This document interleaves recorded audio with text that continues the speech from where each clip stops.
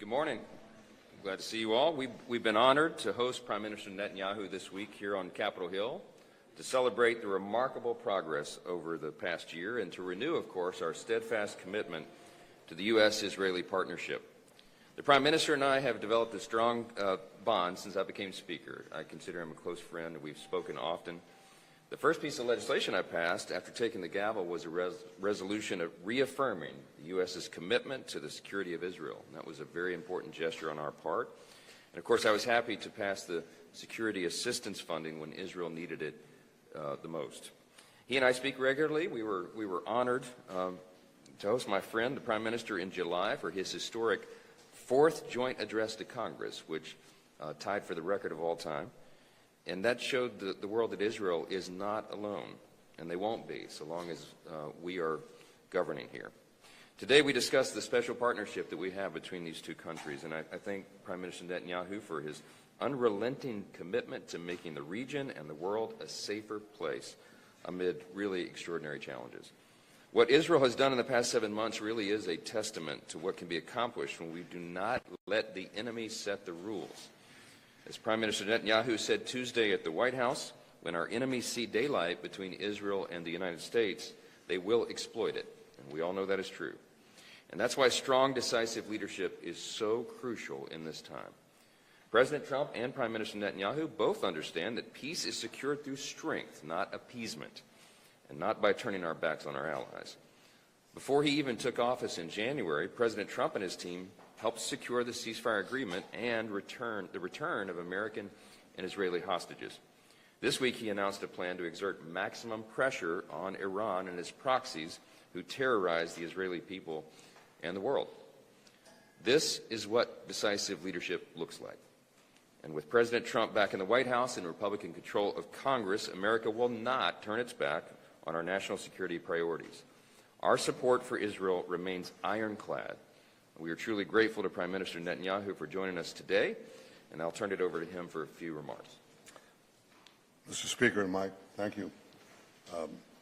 I have developed, as you say, a very warm personal bond with you. I think you're an extraordinary leader. You have the job of passing historic legislation in zero time.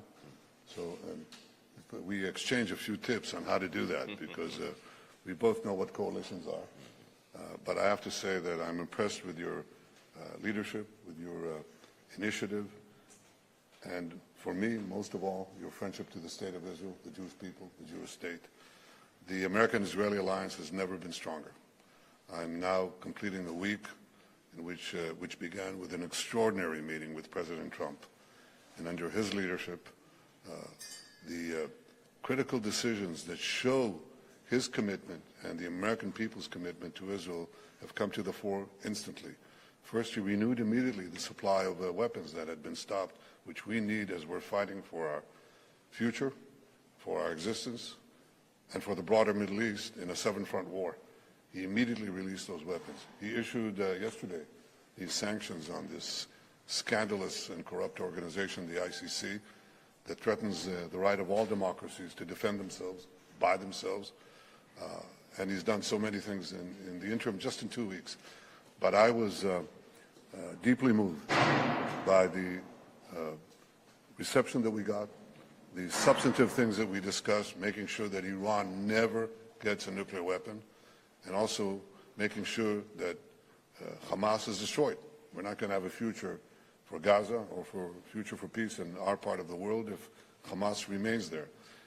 And we agreed on many things, but I think it sets the tone for this great strengthening of the American-Israeli alliance. It's not only an alliance between governments, it's an alliance between peoples. This is the house of the people.